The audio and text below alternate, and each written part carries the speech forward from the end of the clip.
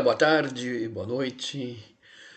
Nesse momento vamos fazer esse vídeo para responder algumas dúvidas. Na verdade, foram até respondidas, né? Eu tenho um áudio aqui, então a gente vai ouvir e conforme for, a gente faz aí uma reação ou um acréscimo nesse vídeo, tá bom? Foram perguntas sobre o fruto da árvore do conhecimento do bem e do mal, sobre a questão de morte, né, de tempo, dimensão. Então vamos ouvir aí e vamos reagir conforme o caso, tá bom? Ouçam só. Não, quem perguntou sobre fruto da árvore do conhecimento do bem e do mal, não, é que eles desobedeceram porque não era o momento certo deles comerem. É claro que futuramente Deus ia permitir, porque eles eram imaturos ainda. Mas só que eles aceleraram o processo. Não era para eles conhecer nada sobre sexo, sobre procriação, porque eles não estavam preparados. Então foi um teste ali, né? Então não é fruto literal, não é uma maçã, não é um abacate. Ali é uma simbologia que carrega por trás um ensinamento bem profundo mesmo do que foi que aconteceu lá. Então eles aceleraram o processo e tiveram conhecimento que não era para ter naquele momento. Por isso que foi pecado, porque eles não iam suportar. Sim, então eles. Não é que Deus proibiu no sentido de que jamais iam poder comer do fruto. Não, é que eles estavam em processo de amadurecimento. Então, futuramente é óbvio que eles iam poder comer do fruto, não é fruta, é fruto da árvore. Mesmo porque a árvore estava no jardim. Se fosse para eles nunca comerem do fruto dessa árvore, essa árvore não estaria no jardim. Então ali a gente percebe que houve ali um acelerar das coisas, uma precipitação, uma atitude deles fora do tempo. Não era hora deles comerem daquele fruto. Mas futuramente eles iam poder comer e aí não ia ser pecado, obviamente, né? Com relação à morte, quem perguntou também, na verdade, é assim, quem morre na perspectiva de Deus, todos estão vivos, todos vivem. Né? Como ele disse, Jesus disse, Deus não é Deus de Abraão, Isaac e Jacó, e eles não morreram? Mas como que ele diz que é Deus de Abraão e Jacó, Abraão, Isaac e Jacó, se eles já morreram? Aí Jesus explica, não, porque Deus é Deus de vivos e não de mortos. Então, para Deus, todo mundo está vivo, mesmo quem morreu. Na perspectiva dele só, porque é atemporal. Para Deus, tudo é igual, já passou, é presente, passado, futuro, uma coisa só. Ele está além do nosso tempo aqui. Então ele vê todas as coisas. Então para ele quem morreu, na verdade está vivo. A perspectiva de Deus. Na perspectiva de quem fica vivo, quem perde o ente querido, essa pessoa está dormindo. Na perspectiva de quem fica. E nós vemos essas duas relações com Lázaro. Então, o Jesus, seu lado humano, o que ele falou? Lázaro dorme. Mas Lázaro tinha morrido. Mas ele falou: Lázaro está dormindo. Por quê? Na perspectiva humana, quem morreu está dormindo. Só que ao mesmo tempo, Jesus foi para o túmulo e chamou Lázaro: Lázaro, vem para fora. Aí foi a perspectiva divina. E a gente percebe isso em outros textos bíblicos. Paulo fala muito, né? Os que estão dormindo, os que adormecem, né? Aos que dormem. Então muita gente diz que isso é eufemismo para a morte. Mas como assim eufemismo para a morte? Porque quando a Bíblia fala em morte, ela fala em morte. Ela fala em pecado, ela fala em inferno, né? Digamos, em condenação eterna, que são coisas, termos, nomenclaturas mais pesadas, mais aterrorizantes. Por que a Bíblia usar eufemismo para a morte? Se o salário do pecado é a morte, né? É estranho essas ideias de alguns. Então, no sentido de dormir, é na questão mesmo, a pessoa morreu, mas o seu estado, a sua situação que a gente não consegue dimensionar, é como se ela estivesse dormindo. Por isso que usa-se o termo dormir para quem morreu. Não é simplesmente um eufemismo, porque isso não faria sentido. a perspectiva divina. Por quê? Porque na perspectiva de Deus, ele estava vivo. E na perspectiva de quem está morto, é a perspectiva, assim, atemporal Como é que também. Deus ia chamar, ou Jesus divino ia chamar a Lázaro se ele não tivesse vivo na perspectiva de Deus? Porque é, a atitude de Jesus ali, Lázaro, vem para fora, é como se alguém estivesse chamando o outro que estivesse dormindo, entendeu? Então é essa perspectiva aí que a gente tem que separar, a humana e a divina. Continuando. Perspectiva da ressurreição. Né? Então, eles estão em outra situação. É como mais ou menos quando a pessoa nasce. Quando nascemos, qual a nossa perspectiva em relação ao passado? Onde nós estávamos? A gente não lembra, a gente não foi dado esse acesso ainda, mas vai ser dado. Onde eu estava na época do dilúvio? Eu não consigo lembrar, porque Deus apagou essa nossa memória. Então é nessa perspectiva que eles estão. Quando eles ressuscitarem, vai ser como se eles tivessem passado assim de um tempo, né, uma situação temporal para o atemporal. Entenderam? Não existe estado intermediário, purgatório. As pessoas não estão conscientes de vendo a gente aqui, gente. Isso não existe. Porque todos serão ressuscitados num abrir e fechar de olhos na vinda do Messias. Os mortos ressuscitarão, terão consciência, terão vida de novo. Então, se eles estão agora vivos, conscientes ao lado de Cristo no paraíso, como muitos creem, então a Bíblia está confusa. Então, o apóstolo ele inventou uma situação inverídica, porque se todos irão ressuscitar ao mesmo tempo na vinda de Cristo, do Messias, como que eles estão conscientes agora? Então, o estado deles agora é aquele estado assim que a gente não consegue dimensionar, algo atemporal. Podemos dizer assim, igual eu disse aí no áudio, o que foi de mim, o que era de mim há 1000 anos atrás? Né? Eu sei que eu conheço pela história que antes de mim existiram aí histórias e histórias e um tempo de 5.000 anos, 6.000 anos, 4.000 anos, que eu não tenho dimensão de raciocinar onde eu estava ou como passou esse tempo todo até eu nascer. Então é essa mesma perspectiva, creio eu, na minha tese.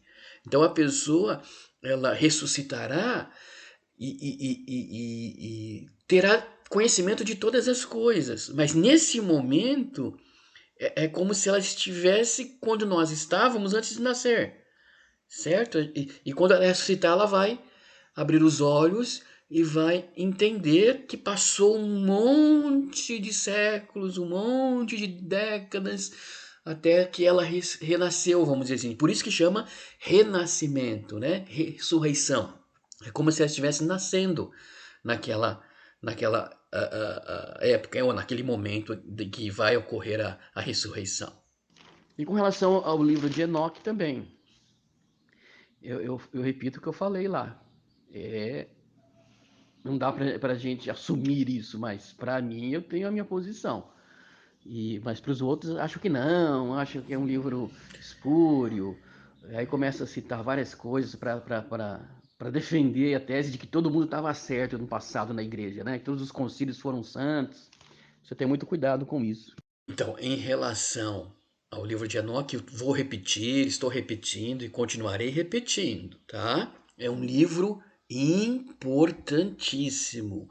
Eu tenho para comigo, assim como algumas outras pessoas também, que ele é um livro inspirado por Deus, que foram retirados por algum motivo, eu já disse isso, um motivo de interesse próprio, para esconder e não permitir o acesso das pessoas comuns, como a igreja fez durante muito tempo, porque é a verdade. E outra vez digo, como é que alguém ia escrever todos os detalhes daquele livro, todos os pormenores a respeito da criação, a respeito do que aconteceu no céu, da luta dos anjos que caíram, como que alguém ia com tanta minúcias escrever aquilo, a troco de quê?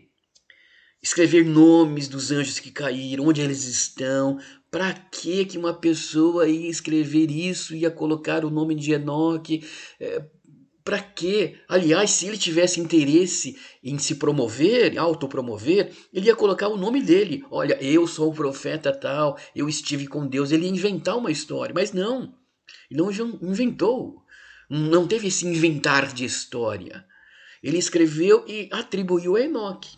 Por quê? Porque Enoque esteve lá, conforme Gênesis, com certeza ele revelou, ou Deus levantou pessoas para escrever a história, e assim o livro tem a sua importância e relevância. Então, ele não foi inspirado por Deus? Alguns dizem que não, mas a gente não pode crer nos concílios, nas pessoas, como se Deus tivesse mencionando de fato os 66 livros. A gente tem que ter cuidado com isso. Isso eu vou falar mais em outros vídeos, tá bom? É o mesmo em relação àquela frase, né? Antes da fundação do mundo. Então, Cordeiro que foi morto antes da fundação do mundo. Ora, se ele foi morto antes da fundação do mundo, eu pequei antes da fundação do mundo. Isso é óbvio, não é? Mas eu não lembro. Eu não consigo, por quê? Porque nós estamos numa perspectiva aqui terrena, humana. A gente não lembra, a gente não tem esse acesso, a gente não consegue lembrar, né, o que nós fizemos de errado lá no passado, porque Deus só nos permitiu viver na época em que Ele autorizou. Então ele tem acesso, Deus está sobre o espaço, sobre o Cronos, né? Que é o nosso tempo aqui. Então ele permite quem ele quer atravessar o tempo, por exemplo. Moisés e Elias viajaram no tempo. Eles saíram lá do passado e foram para o futuro encontrar com Jesus lá no Monte da Transfiguração. Os dois passaram, atravessaram a linha do tempo. Enoque também, Paulo também foi até o terceiro céu, João do Apocalipse também foi arrebatado, viajou no tempo. O João do Apocalipse, ele viveu não, né? Ele esteve nessa época nossa aqui, ele viu as coisas de hoje. Por quê? Porque ele atravessou o portal da dimensão. Isso só Deus pode autorizar, né? Samuel voltou, né? A pitonisa lá de Endor, Deus autorizou Samuel voltar. Então, quer dizer, são coisas assim, atemporais, né? Que no nosso campo físico fica difícil a gente entender totalmente, mas dá para compreender algumas coisas, sim. Esse tema realmente de atemporal, né, soa meio estranho para nós. Não são todos que conseguem digerir isso. Mas nas páginas das Escrituras, né, do decorrer da história, do agir de Deus, nós notamos, assim, o atemporal permeando, vamos dizer que invadindo, né? Não é uma palavra muito bonita, mas adentrando ao temporal. Isso é interessante. Por exemplo, lembra daquele relato que os hebreus antigos, né, circulavam no deserto, andavam, os seus calçados permaneciam mesmo, não deterioravam, as roupas. Por quê? Porque ali o atemporal permeando o temporal. Os milagres, a questão dos pães, né, que foram repartidos, como é que 5 pães puderam alimentar, a questão do agir de Deus no atemporal, permeando, adentrando no nosso temporal. A ressurreição, o próximo Lázaro que falamos aqui, né, o levantar dele. Então, isso é uma coisa que permeia nas escrituras. A viagem no tempo, os portais. Isso é que a gente lê a Bíblia meio que assim, vagamente, a gente consegue perceber. E existem dicas, existem pistas que a Bíblia nos mostra, porque faz parte da literatura hebraica, que nos chama a atenção para que percebamos esse detalhe. Né? O número 4, 40, 400, quando ele é citado frequentemente, você nota alguma ação divina ali, né? Como é que pode acontecer das pessoas ficarem anos e anos percorrendo no deserto e as sandálias, os chinelos não deteriorarem, permanecerem o mesmo? Então a gente nota ali que houve uma ação divina. Então, conforme eu disse, né, portais foram abertos, Jesus, mesmo vivendo ali no período romano, ele voltou para o passado, ele agiu lá. Muitas pessoas dizem assim, que no Antigo Testamento tem a pré-encarnação de Cristo. Mas como assim pré-encarnação? Ou é encarnação ou não é. Como é que a pessoa pode pré-encarnar antes de encarnar? Não, eu entendo ali, vejo o seguinte, ali não é pré-encarnação. É Jesus voltando ao tempo, atravessando dimensões, portais, assim como aconteceu com Elias e Moisés. Ali no Monte da Transfiguração, não foi uma sessão espírita, não foi ali visão, sonho, eram literalmente Moisés e Elias. Eles vieram, passaram pelos portais do tempo, que só Deus pode autorizar, e assim eles estiveram ali e depois retornaram nas suas vidas normais. Então são itens, tópicos bíblicos que a gente pode até em outros vídeos de mencionar mais isso, detalhar, mas que a gente precisa entender que isso é real, não é uma magia, não é algo de Deus. Ele está no atemporal, ele está além tempo. Jesus morreu antes da fundação do mundo. Olha que interessante isso. Isso realmente abre um leque tremendo para a gente entender muitas passagens bíblicas. Porque Jesus, ele se manifestou naquele dia na Virgem Maria, no nascimento, mas ele, na verdade, ele morreu antes de tudo acontecer. Ele já havia morto. Essa questão do fora-tempo. Tá bom? Então, qualquer dúvida, comente aí. A gente vai tentar responder para que a gente possa aprender coisas profundas, né? Coisas assim, bem legais, interessantes, que ajudam a gente a esclarecer tantas dúvidas, mas que não se falam nas igrejas. Os pastores, até em teologia, eu fiz curso de teologia, jamais ouvi. Jamais aprendi essas coisas profundas, só Deus mesmo que nos revela na nossa disposição em aprender. Então, escreva aí alguma dúvida, comente, dê a sua opinião, na verdade, cite textos bíblicos e quem sabe a gente possa interagir e aprender, tá bom? Até mais, aí fique com a gente e que possamos ter outros vídeos interessantes para nós. Até mais. Amém.